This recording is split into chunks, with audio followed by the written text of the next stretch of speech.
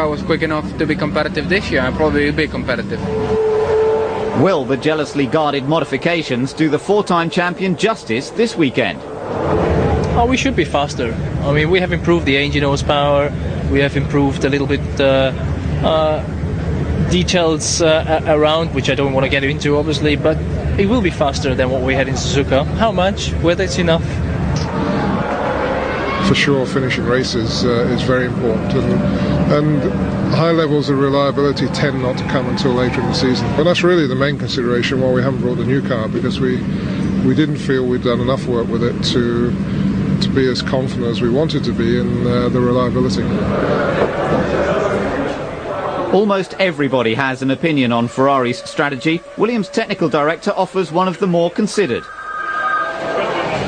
Well, on the one hand, it was a very good chassis, and it shouldn't harm them too much. But on the other hand, it wouldn't be too good for us if we got beaten with our 2002 car by Ferrari's 2001 car.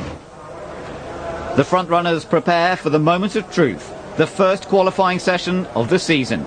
We will now find out just how fast the new and old cars really are. David Coulthard is one of the first to venture out in these unusually cool conditions.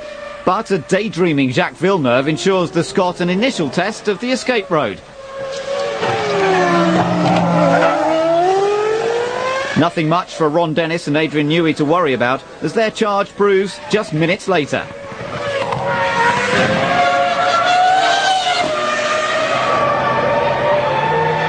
Coulthard snatches provisional pole, but the contenders are lining up. Ralf Schumacher lowers the target time, prompting Barrichello to make a move. His teammate is a step ahead and promptly outpaces his brother.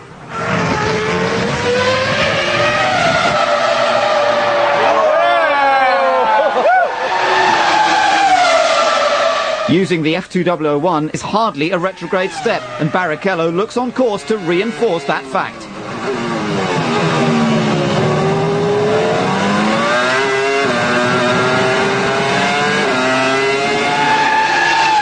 Has Barrichello put one over his team leader?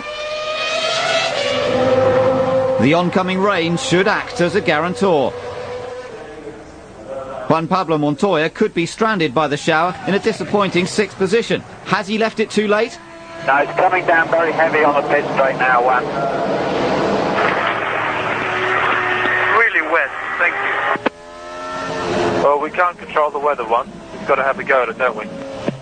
No, when it's still drizzling and you send me out when it's still drizzling, that's not blame the weather, that's risking the car when we don't need to. Timing in a wet-dry session has never been a problem for Barrichello. All his poles have come in similar circumstances. But how will this result affect Ferrari's game plan? Rubens and yourself said earlier that you might sit down and have a discussion to plan tactics for tomorrow. Have you had that discussion yet? No, we're going to have a nice glass of wine or a bottle and then we see. Alcohol was kept to a minimum, but the drivers may be hungover on race tactics as the moment of truth is almost upon us. Unfortunately for Arrows, they get a depressing reality check even before it arrives. Electrical problems leave Frentzen and Bernoldi rooted to the grid as the rest of the field start the warm-up lap. They will now have to start the race from the back of the grid, the worst possible start for team boss Tom Walkinshaw. The other 20 starters have almost completed the lap, and it's by no means certain that either Arrows will manage that. Maybe they should have taken a leaf out of Ferrari's book.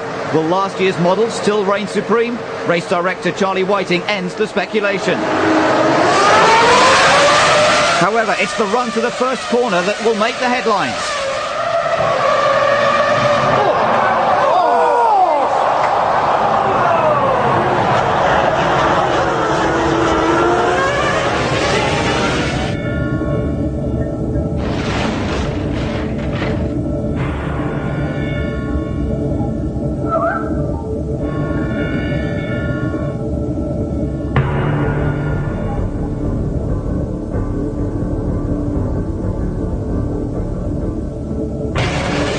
A chain reaction quickly ensues.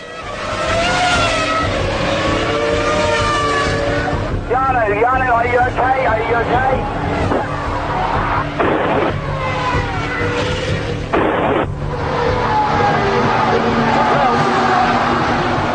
Okay, at the moment there is no red flag, at the moment nothing. Thankfully Ralph is perfectly okay, but there are plenty of mechanical casualties in the midfield. Raikkonen's McLaren escapes relatively unscathed, while the spare cars are prepared for the unfortunate 8. Safety car, Jonas, safety car, mate. Panic